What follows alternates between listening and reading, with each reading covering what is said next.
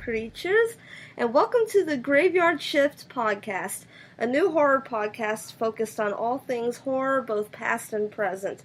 I'm your host, Morticia. And I'm Brandon Balor. And for those of you who may listen to some other podcasts on the W2M network and are thinking, Balor, that Finn Balor? Are you stealing from Finn Balor? No. Balor, as you may know from Finn, is the demon. It's the Demon King from Irish mythology.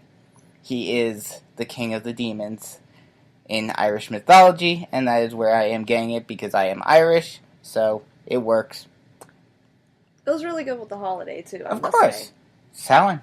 Yeah. Yes. You gotta love it. Yeah. It's one of my favorite times. 31 days of Halloween is here. I am so excited. I know we're a little late, but we're going to catch up real quick. Better late than never. Yeah, you got a good point there. So we've had a good bit of fun so far. Why don't you explain exactly what we do each year for 31 first? Last year was a little different, but the year before that, I must say I like a lot better. It works better. It works a lot better, and it's like so much more practical and fun. But basically what we do is we have a horror movie marathon, and it, goes throughout the entire month from the 1st to the 31st. And what we do is we start watching horror films from basically the 1900s all the way to the 90s, mid to late 2000s. Or we could try to get to the late 2000s, but it's tried. It's impossible. There's just too much. This year we're hardly even getting into 2000 because there's so many good movies in. Oh, there's so many good movies. I think we have 5 days worth of 80s. Oh wow! What about the 30s even? Well, yeah, even the 30s we had at least 2 or 3 days. So much good stuff.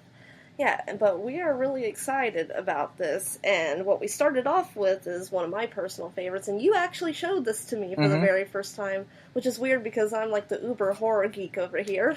Well, you can thank my film professor from college. Well, thank you. Whatever your name is. I forget what you told me. Wow, I'm drawing a blank on his name right now, too. That's bad. Just terrible of you. It is. Anyway, this one is like both of our personal favorites, and it is from the year 1920, The Cabinet of Dr. Caligari. Mm-hmm. And a lot of you metalheads may know that Rob Zombie actually homaged one of his music videos from the film, Living Dead Girl. Mm-hmm. And the weird thing about Cabinet is that and they kind of did this in the 20s a lot because it was such a new medium and whatnot. Instead of having it be a regular set, regular, buildings and whatnot and actual scenery, they were filming it basically on a giant motif, a giant painting. It was brilliant. And it was painted in a very Picasso type way with a lot of different angles and weird shapes and weird angles and all of that. So it's so trippy to watch. Very artistic. Yes. I love it. But the film features a murderous somnambulist, which is, somnambulism is another word for sleepwalker, pretty much. And he goes by the name of Cesar, and he can supposedly see the future and people's deaths. Which they never fully explain if he's the one doing it, if he's saying you're gonna die because I'm going to kill you, or if he just knows. Yeah, that's true. But he murdered that one guy. What was his name? Which one was it? The main dude's friend. Yes, it was him. Yeah. And he actually murdered him, but we don't know if he was being controlled by his, his master, or if he did it himself, or if that was even his master to begin with, and he was just crazy from being a sleepwalker. Mm-hmm. Yeah, that whole movie is just really It's weird. It's really weird. The, We try to, figure it out. it would be interesting for them to make a more modern version of it. Not so much modern in the sense of, how it looks. I'd still want them to keep the Picasso style of it, but have it be a regular movie, with them talking and everything rather than a silent film. So that you could understand it better. Oh, and they can do so much with it today, too, to make it look, unique. Mm-hmm. But, I enjoyed it a lot. Oh, yeah. I always like watching it. I really enjoyed it, and it's got a really creepy atmosphere to it. Mm-hmm. It's really, really cool to watch. What did you think when you first saw it in your film class? I thought it was really weird when I first saw it. Did you see horror prior to that? I mean, technically, yes, but I think that was one of the... Because we, like how we're doing it, we also went in chronological order. So that was one of the first films we watched in that class. I bet that was pretty neat, though. Yeah.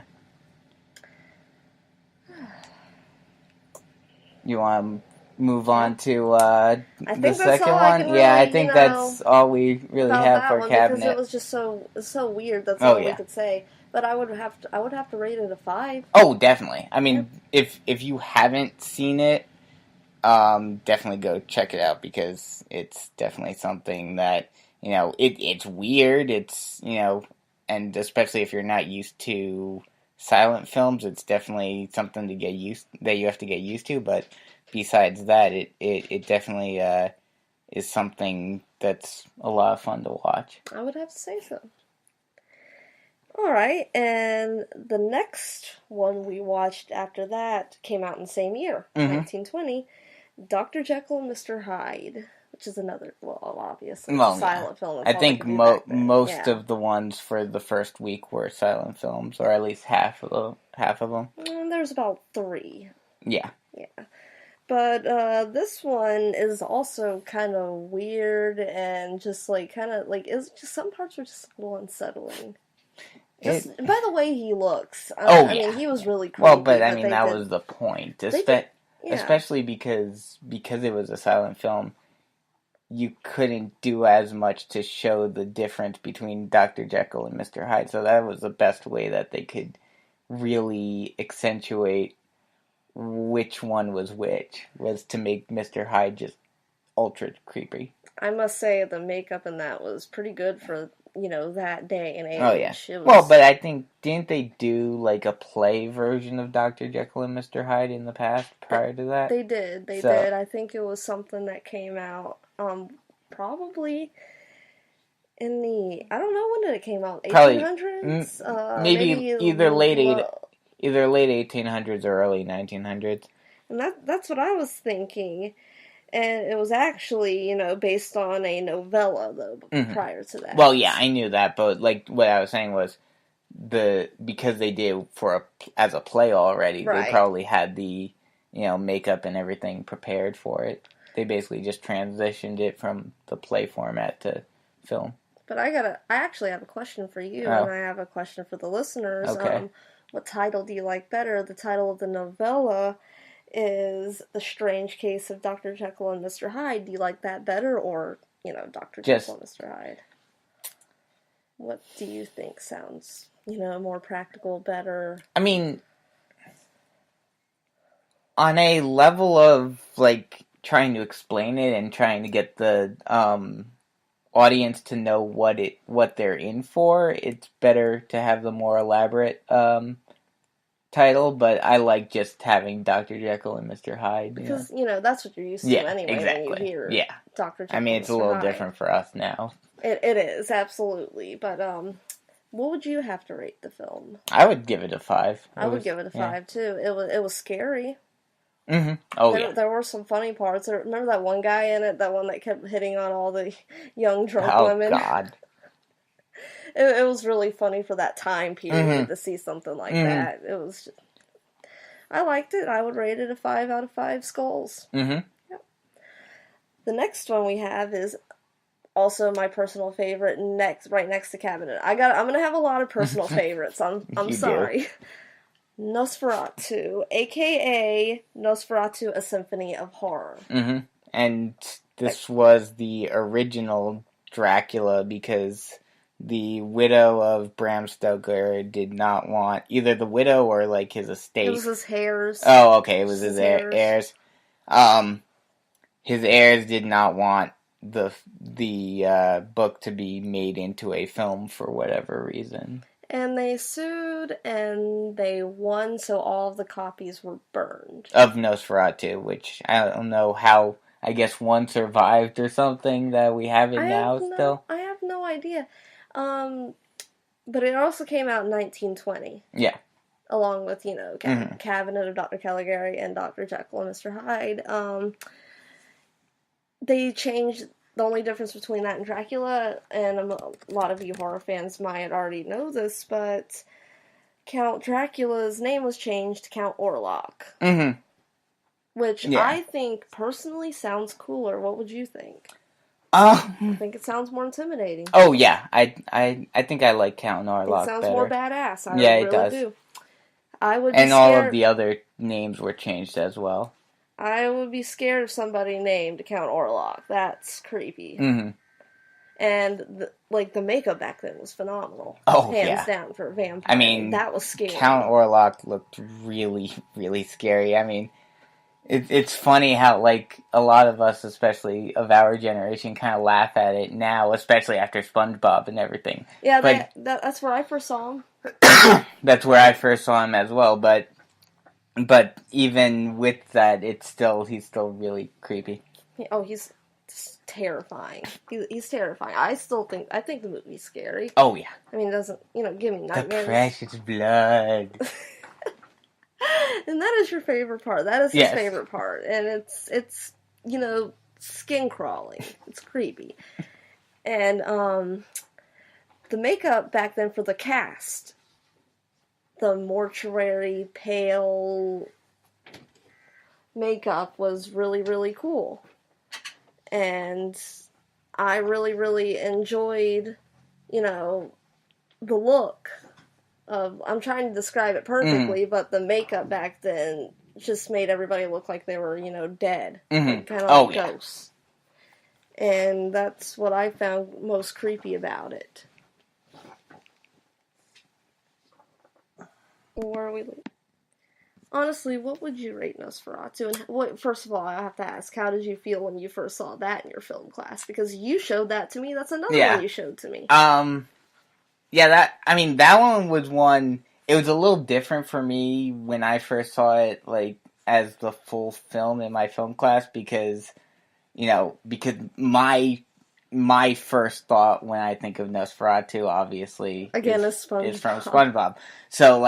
So when I was watching it, I was more so just waiting for those moments in the film from that episode. So it's I think everyone was just kind of waiting for that and laughing at those moments. But other than that, I mean, the film itself is really good anyway, too.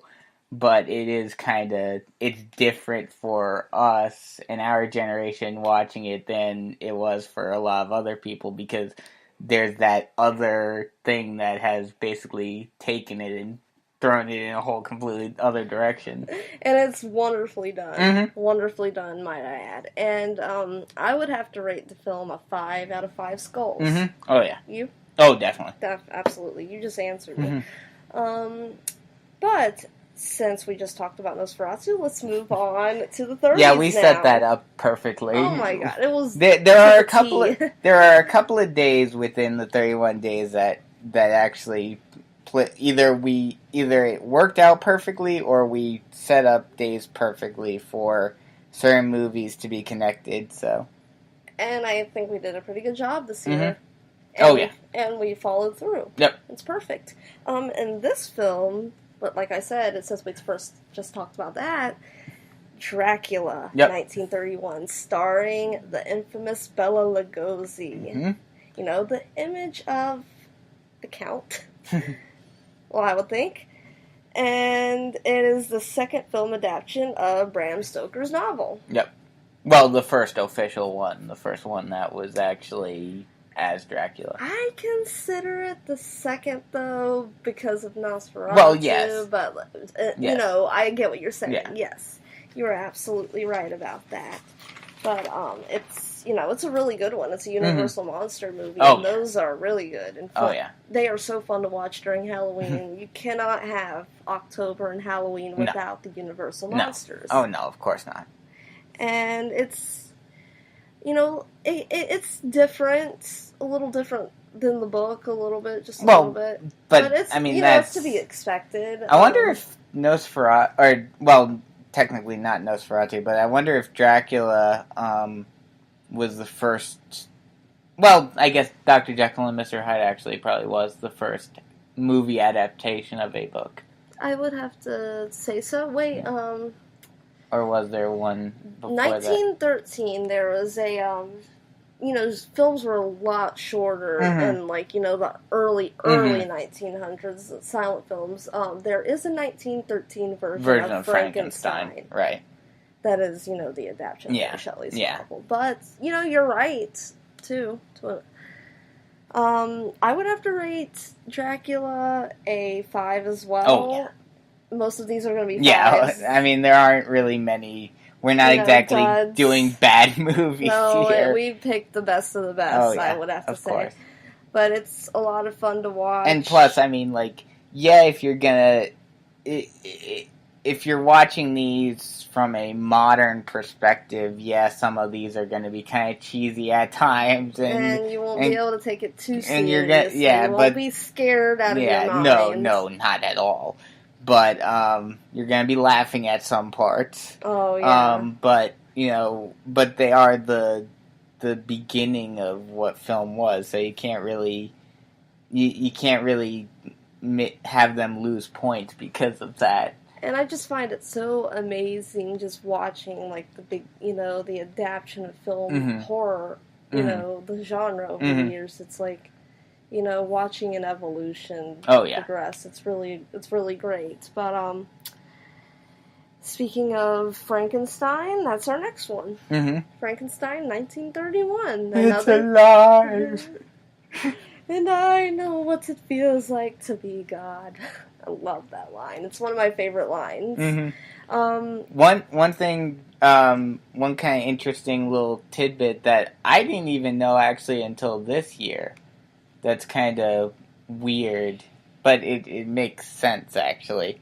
Is the two creepiest of creepies in both Dracula and Frankenstein, Renfield and Igor, or I forget what his name was in the regular Igor. Frankenstein. Is it Igor? I believe so. Okay. Because I'm trying to, because, like, you know, young Frankenstein. Yeah, I always think, it's like, but I wasn't sure if it was actually Igor in Frankenstein. You know, I think you may be right, but I'm not 100% sure. You know, I'm gonna have but to his assistant were actually played by the same person. Played by Dwight Frye, and Alice Cooper did a song about him. Yep, so he's a very creepy dude. He is. He's like, he actually makes both movies, I think. Dracula and Frankenstein, I would have to say.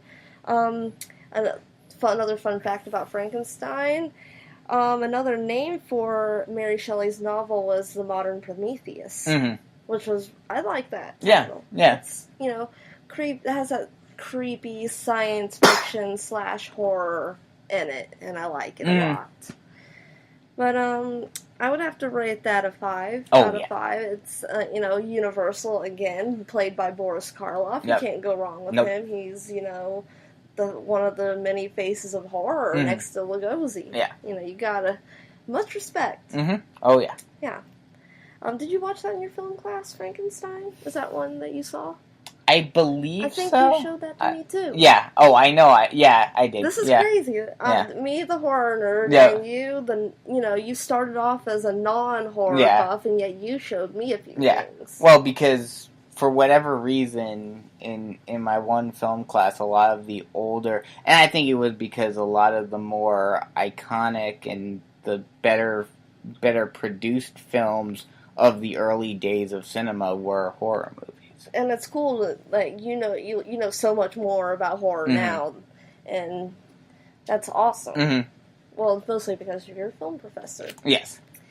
The next one that we have, The Mummy, 1932, and The Mummy is also played by Boris Karloff. Mm-hmm.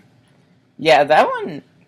Well, I'm not sure if it's today or on the next show, but the Hammer Mummy Oh my goodness. was Yes. different. This one, I loved it though. it was weird because like you don't. I mean, I think most people kind of knew he was the Mummy, but he basically turned into a human in the Mummy. Let me just say it like this. If you've never seen The Mummy, played by Boris Karloff, when you watch it, it's not really going to be what you expect a mummy to look like. It's not going to be the normal mummy completely wrapped in bandages and gauze everything. And all that. He's like... He starts off as like a petrified-looking corpse, which is, I guess it's realistic. Yeah. More realistic, I would have to say. Yeah. But, you won't recognize the mummy aspect because he turns human and he actually looks human throughout the duration of the film. You know what TV show? I just thought of this. You know what TV show kind of takes inspiration from that in a particular episode based around a mummy? What's that? Buffy. Because she does turn into a human. Right, that is right. Oh, wow, I didn't even think about that. Yeah. The girl. Mm-hmm. Yeah, she was, an Egyptian princess, and they she accidentally brought her back. When they went, I guess it was like an exhibit they went to on a field trip in the episode of Buffy, and she started to, kind of suck the souls out of people. And that's what it seemed like he was doing in The Mummy. I think he was. Yeah. He was killing people in order to retain his youth. Yeah. And, the more, souls she took, the younger looking and more human looking she became. Mm-hmm. And that I never thought about that before. That's actually very interesting. I just thought about it myself. That makes me appreciate, that episode a lot more now. Mm-hmm. And we'll have to watch it, of course. Well, of course, Thank you very much.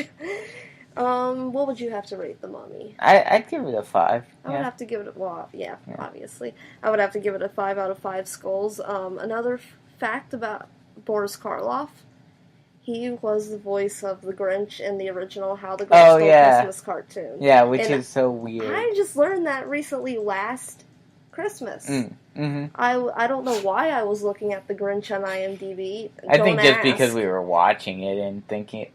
you might have even heard the voice and you were thinking, that sounds familiar. I might have, because I search random weird shit on the internet late at night, so I don't know if that was it, too. Anyways, I would have, 5 out of 5 skulls. Oh, yeah. The next one is another one. It's interesting. Also, the Bela Lugosi is the lead, but he's also the villain. Again, White Zombie, 1932. And that one is not a Universal monster movie. It's actually an independently produced horror film. And it's actually based on a story called The Magic Island by William Seabrook. What were your thoughts on White Zombie? This is another really weird one. It's the first... Now, these aren't, when most people think zombies nowadays, they think the flesh-eating variety. But these are not flesh-eating zombies. These are the voodoo zombies. The very first zombies ever. Yeah. And I believe it's, if it's one of the very first, if not the very first film to depict voodoo zombies in film. I would assume so. And it is creepy, though. Yeah. Oh, yeah. It's definitely creepy. I mean, White Zombie is good, but when it comes to voodoo zombies, I think I prefer one that we'll talk about a little bit later. Oh, absolutely. Hands down, the best voodoo zombie movie ever. And you will be in for a treat when you hear about this one, because I have a feeling we might get a little crazy when we talk about this one. Oh, my goodness. What would you rate it? White Zombie? I'll be a little different on this one. I think I'm gonna have to might agree with you. Let's hear your opinion. 4. 3? Oh, you're going even lower than me? Okay. It wasn't my favorite. It wasn't my favorite. It wasn't my favorite. I mean, I'll give it credit because it's Bela Lugosi and everything, but he did a wonderful job in it. That's not it. It's weird. A lot of it doesn't make really a lot of sense. Yeah, it's one of those movies that you, even when you're paying attention, you're like, huh? What the hell's going on? But man, boy, do I appreciate it. And, I admire it for what it is. Mm-hmm. Moving on to a Universal monster movie that, if modern day horror fans saw this one, I don't know what they would think. The Invisible Man, 1933. Oh God! I mean, today I loved it though, hands down. I love it, and I mean, the concept, if you really think about it, it is kind of scary what you could do with it. But just watching it, especially with how film was back then, it's so over the top. It's so corny. It's just so hilarious. So slapsticky. Exactly. Oh my God. I mean, if you haven't seen it, definitely go check it out. But just be prepared to be laughing half the time. It's hilarious, and it doesn't take itself seriously. You could tell it tries. But see, that's the thing. That would be a very interesting question that I'd be curious about. Is especially because it is supposed to be a Universal monster movie, right? Was it at that time? Was it supposed to be taken seriously? Was it supposed to be very serious? I mean, hell, even in the 70s and 80s, like Adam and Joe talked about on their thing for Friday 4, they talk about how back then it wasn't supposed to be funny, it was supposed to be scary. So I'm assuming the same concept held true for this time, even further back, where this was supposed to be scary. And I'm gonna pause you right there. We have to explain who Adam and Joe are now. Mm-hmm. Yes. Adam and Joe, Adam Green and Joe Lynch, are both horror directors, and they're very good ones, might I say. Yeah. They're two of my idols and two of my inspirations, and Adam Green was a director of the Hatchet trilogy. Well, it's not a trilogy anymore. Now it's because it has a new 4. There's going to be another one soon. I can't wait.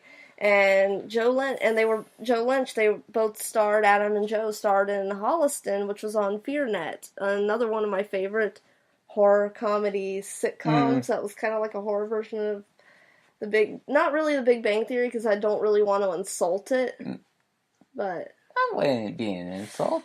Big Bang Theory sucks now. So not I don't originally. Really want to put Holliston next beside. I would say it is, at least the first seasons. True. Getting off topic, you know who they are now. This happens. Big shout out to them. I have to give them a big shout out. Thank you for being such an inspiration. But yeah, so I think Invisible Man probably was supposed to be taken seriously. And because of how young film was and everything, and because of the way people were back then, I think people probably were scared by it. I would have to say. But now it's obviously. Because when I first saw it, I was like, "Is this?" Oh yeah, you were laughing at it. You were like, "What the hell? This is like the best and the worst thing all at once." But I loved it. I would have to. What would you have to rate it? I would definitely give it. I mean, not for the reason that it's supposed to get, but I would definitely have to give it a 5, just because it's just. I mean, it's a good film. It's a very interesting concept, but it's also just so funny. And you have to appreciate where it came from. It's, it's a film adaptation of an H.G. Wells novel. Yeah. And actually, I did a little research, and it's apparently the movie is a perfect translation of the book. Wow, that's pretty crazy. And you don't see that a whole lot. Well, I mean, back then you probably did a decent bit, because that, whereas now they they're fine with taking liberties. Back then, it was very much, oh, I want you to keep it exactly as I wrote it. It's true. I would have to rate it a 5 as well. It was a fun film to watch. Oh, yeah. It's definitely kept me interested. That's for sure. I couldn't stop laughing. Oh, yeah. But it's not that I was making fun of it. No. It was the fact that, it's one of those movies that, like, yeah, you're kind of Mystery Science Theory 3000 thing in it, but at the same time, you're also, you understand why it is the way it is because of the time frame. He's invisible and he's screwing with people. It's like my biggest, I want to do that. Mm-hmm. I want to be invisible so I can I can mess with people. I would love that. Oh, yeah. So would I. I would totally do that. Oh, wow.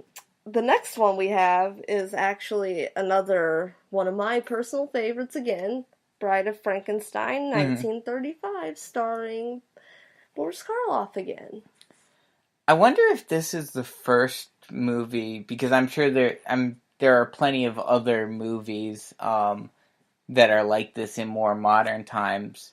But this is probably the first movie where the title doesn't necessarily encapsulate the whole movie. No, I know exactly what you mean by that too. Because the bride is there for a grand total of about 4 minutes, 5 minutes of the whole film. I'd give it about 6 minutes. Yeah, something like that. She wasn't in it very long. No. And she didn't have a very long lifespan. Spoiler alert. Sorry about that. It just kind of came out.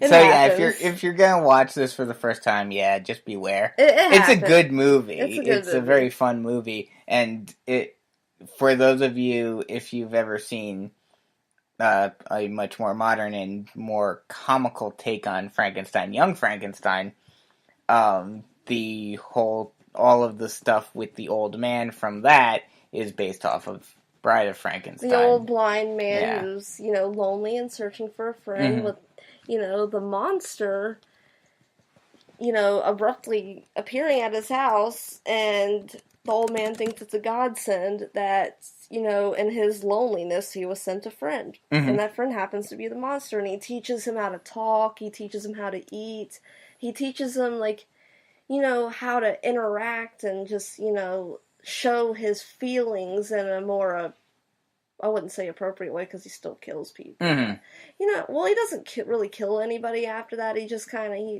he's tired of the bullshit, pretty much, of how he's being treated. And, I wish he would have gotten his revenge on the townspeople, for being so misunderstanding, because, it's not his fault. No. He didn't ask to be there. He's just kind of thrown together from different parts of different dead people. It's kind of a disgusting concept. It really is. But I like it. Yeah. I would have to give that a 5 out of 5. Oh, yeah. Actually, it's my favorite in the Frankenstein series. I like it better than the first one. I'm not going to lie. I would say it's probably about equal for me. Yeah. I like seeing more of, how how Frankenstein's monster feels about things. It shows his emotion more. Yeah, well, it shows the monster. It shows the monster much more in Bride than it does in the original. You feel for him more, for sure, in that one. Yeah. I do, anyway. Yeah. I'd give it a 5 out of 5. Oh, definitely.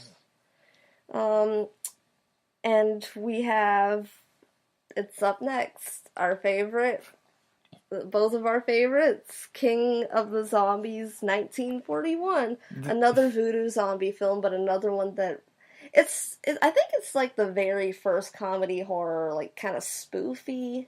But type, see, that's the thing. But it's not really spoofing But anything. See, that's the thing, like, it's another one of those movies, kind of like Invisible Man, although there is more, I guess there is more direct horror, or not horror, I guess there's more direct comedy in King with Mantan. Oh yeah. He's definitely like. I mean, maybe it's just our like how we think nowadays, but it definitely felt like he was a comic relief of the whole entire. I would thing. not dare watch it if he was not in it. And he is the best character, hands down, and probably one of my favorite classic movie actors of the day. Yeah. Mantan Moreland is great. He plays Jeff, which is this it's what they call them, valets. Yeah, valet. He's basically, I guess, like their butler or their they assistant. They call him like a manservant, but he wasn't really their servant. No, he was just one of their their assistant. I guess he treated them because they treated him very equally and very like family. Yeah. And he was the scaredy cat of the movie. Oh yeah. He was scared of his own shadow. Mm-hmm. It was funny. Basically, they him and two, what were they, soldier? Not really soldier, I think generals. World War II generals. No, they were I forget. They were some sort of they were part of the military, but I think they were I'm not sure exactly what type of thing they did. They were on some sort of mission for the government, but they were part of the military, and one of the admirals of the Navy were captured, and I don't know if they were trying to find him or if they were. I think they were trying to find him. They were, and his plane got lost in a region of the Caribbean, and they were in that route, and they ended up crash landing on a island in, what was it, Haiti? I think somewhere in the Caribbean. Yeah, and it wasn't coincidence that they landed on the island. Voodoo Master, who was originally supposed to be played by Bela Lugosi. Didn't I tell you that? Yeah, you told me about that. I thought that was pretty interesting. That would have made it very interesting. When I watched the movie now and I see his character, I could totally see Bela Lugosi within him. Yeah, so can I. It's perfect. And he's basically, he's an Austrian refugee. Yeah. Him and his niece and his wife.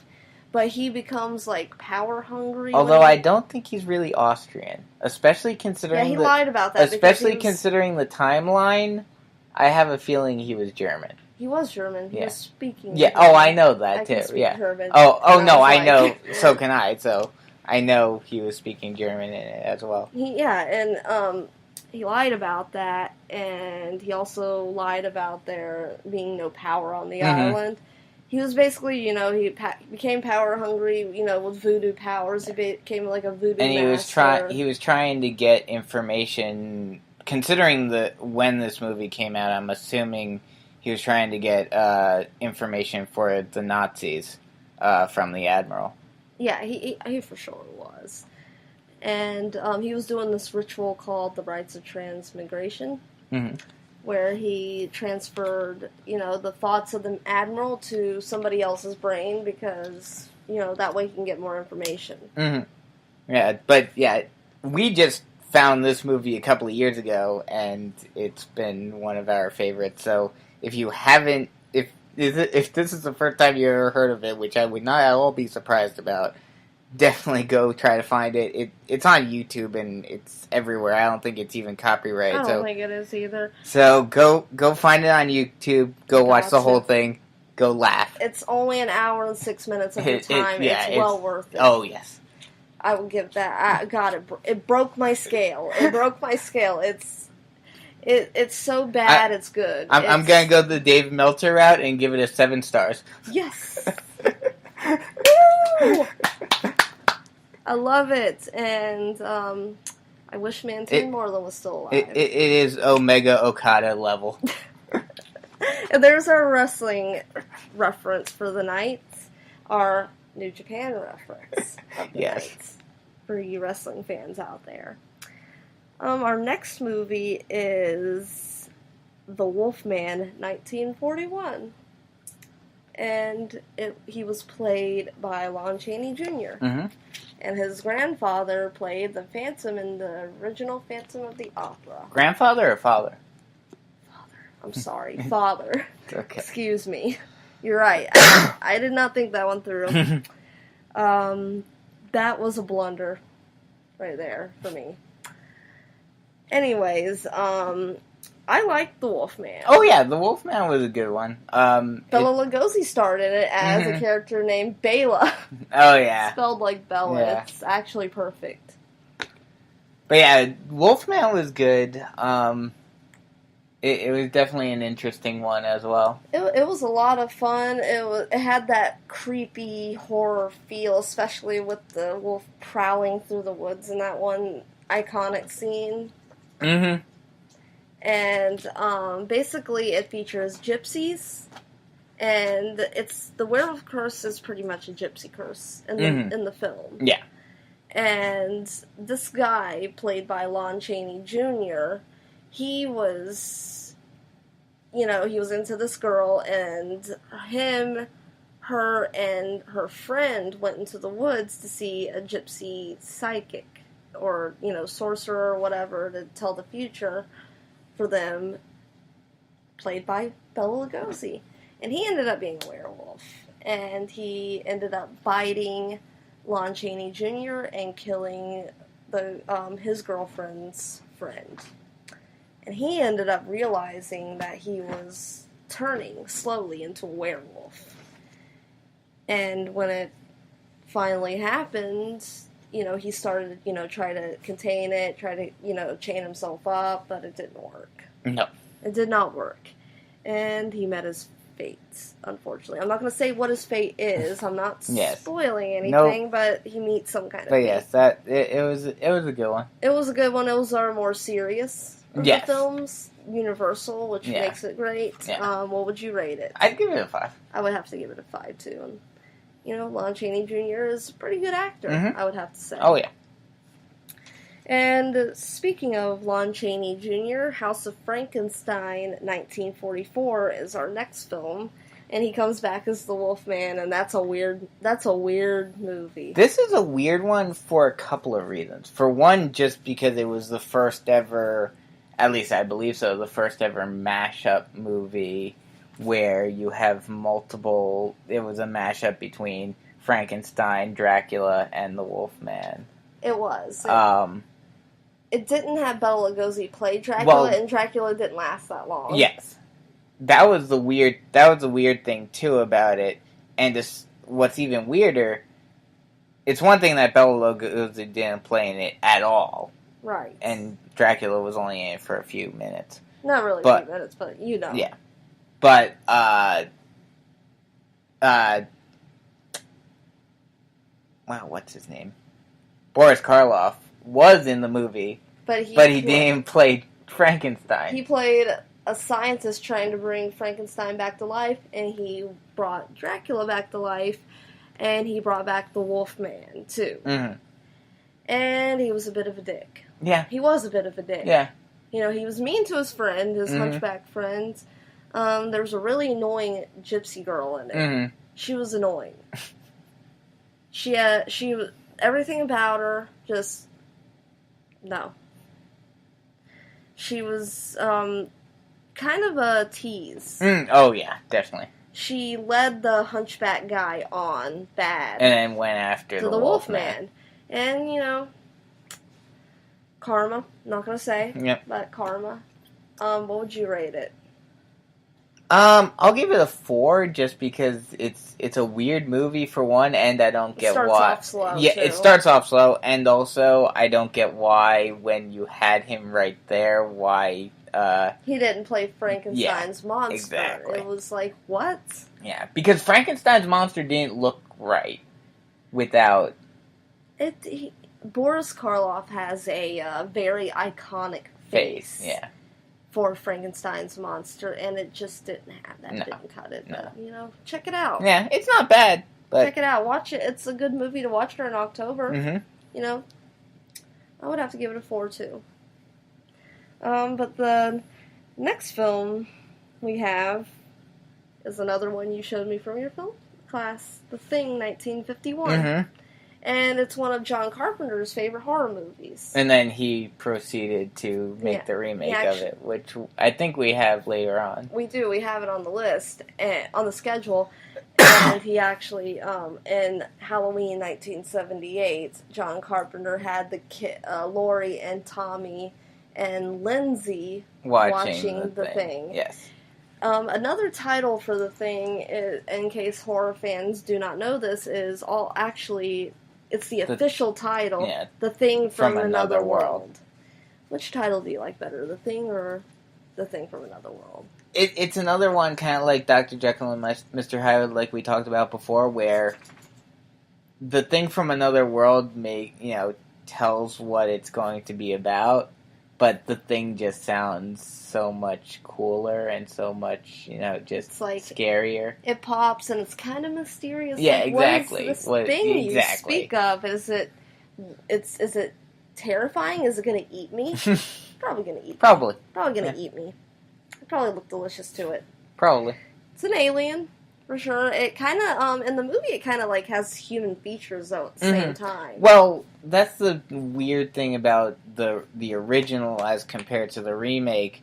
The original, there is an actual alien, whereas in the remake, it's like airborne, I guess. I don't I've only seen the remake once. It's gorier. It's like from what I saw when I was really young. So what I remember is like all this blood and like these creatures. I don't really know how to describe it. It's just like it's good. I mean, we'll talk more about the remake once we get to it, but it's good. It's different too, but it's like the same, only completely different. Yes, that's even possible. What would you rate The Thing? I'd give The Thing a 5. I would have to give it a 5. It is scary. Oh yeah, because it features scientists and American Air Force officials who find this UFO and this, thing, it's loose and it's killing people. Yep. And they have to stop it, and it's a nightmare. Yep. Pretty much. I actually had nightmares about it when I first saw it. I did. It's creepy. Yeah, it is. I would have to give it a 5 too. Mm-hmm. And props for actually scaring the shit out of me. And it's hard. That's hard to do. Yes, that is hard to do. I would have to give it a 5 as well. What did you think when you first saw it in your film class? It was definitely scary. I liked it when I first saw it. I liked it a lot. Yeah, hands down. But, you know what else I liked a lot? What?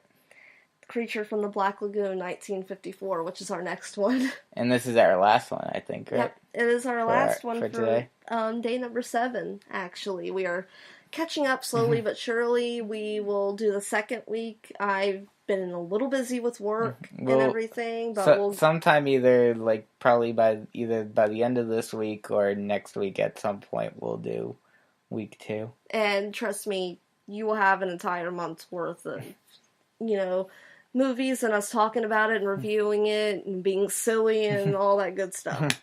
But let's talk about The Creature from the Black Lagoon. What were your thoughts? I liked it. It's it's kind of different from the other Universal monster movies, I feel, because of where it's set and the feeling of it. It was set in the Amazon. Yeah, it's more whereas, Dracula, Wolfman, Frankenstein are all, either supernatural based creatures or, Frankenstein's monster, which is just, a monster created from man. The Creature from the Black Lagoon, it's more of, I'd explain it more like kind of like the Loch Ness Monster, where, you know, it's more of a natural thing where they just discover it because they're in a location where no one has been before. Yeah, it's basically like a lizard. Not really a lizard, but it's like an amphibian person. Mm-hmm. It's weird. An amphibious person, yeah. And it's like a prehistoric monster, and like I guess there's only a few of them left. This one's probably like the last one, or one of the last ones alive, and it's a boat full of scientists, and you know they're out on the lagoon researching and everything, and this creature starts to stalk them and becomes obsessed with their female companion. He even goes as far as to capture her at the end and take her to his lair. I think he wants to mate with her. Yeah, that was my first thought. I would assume so. I know it's wrong. I'm like, you shouldn't think things like that. That's disgusting. But it's probably accurate. It's like, what do they say in Clerks 2? Is this considered interspecies erotica? Then again, if you really think about it, especially considering if we're assuming that he is the last of his species, he's trying to continue the species. What would that look like, though? I don't know. I don't want to know. That is gross. Yeah, thank you for putting that thought and image into my head. You're welcome. I'm going to take that with me to bed and wake up in a cold sweat. Enjoy that. Thank you very much for that awful thought. Anyways, it was originally shot in 3D. Yeah, that is so weird. Yeah, I didn't know that. I didn't even know they could shoot black. I don't know how that would even work. Black and white 3D. I really want to see that. Yeah. Though, they had gimmick stuff back then, with House on Haunted Hill and stuff like that. But I don't think how you would even gimmick that. I don't. What did original 3D look like? I don't know. It would be interesting to see. I would love to see that. I wonder if they because I wonder if there are even copies out that have the 3D if they actually finished it as a 3D film and wonder what. If they have copies out that have the 3D effects. I wonder what the 3D glasses looked like back then. Bulky. It had the weird red and blue thing that made when you put it on, everything was different colors, and it didn't really work that well. Probably. I actually Friday the 13th Part 3. I have that in the original 80s 3D, and it has the red and the blue. But I'm just those black and white 3D glasses, one lens black and the other lens gray. I don't know. It's interesting. Yeah, it is. I would love to see that actually. I felt bad for the monster because he was lonely. And I didn't like how one of the scientists basically wanted to capture him for study. It's really? You are in his territory. There's a reason why he's pissed. Whose side would you be on in that? Probably the creatures. Probably, yeah. But don't go kidnapping human girls and... No. Trying to rape them. It's no, just no. I can't get that thought out of my head. Thank you for that. I would have to rate it a 5 out of 5. Oh yeah, definitely. Definitely check it out if you haven't seen it. It's awesome. It's really good. It's one of my favorite Universal monster movies, hands down. Oh yeah. I always enjoy watching that one on 31 Days of Halloween. Yeah. Did you ever watch that in college? That might have been one of those that we might have planned on watching, but we may have cut it out. I forget. I think I might have seen it. Yeah. I'm not sure. It's a good one. Yeah. But, yeah. I enjoyed the whole week. Oh, actually. It was a lot of fun starting this off. The first week is always kind of, it's always, the first week is, the original iconic, the forebearer of horror type movies. And then we get into the crazier stuff moving forward. We're going to have Psycho, Night of the Living Dead, and The Birds, and all kinds of good stuff. The Exorcist for the second week. Yep. It's and then we start getting into the new Universal monster movies come week 3. Oh, yeah. And it's going to be so much fun. Mm-hmm. I can't wait. It just keeps getting better and better, I feel. And, we may be doing something special for Halloween. Yeah, we'll see about that. We'll see how time works and everything. And I think we did well. Yeah, I think anything else to say before we sign off? No, I think that's it. Just tune in every... Well, we're trying to figure out a schedule for this. This week, we may do another one this week, but probably either Mondays or Tuesdays would probably be the best day. Yeah, I would have to say so either Mondays or Tuesdays will probably be the days that this will be coming up. Yep, so tune in and we'll talk horror, past and present, and, we'll have fun. Happy October, and I'm Morticia. And I'm Brandon Balor, and good night, all.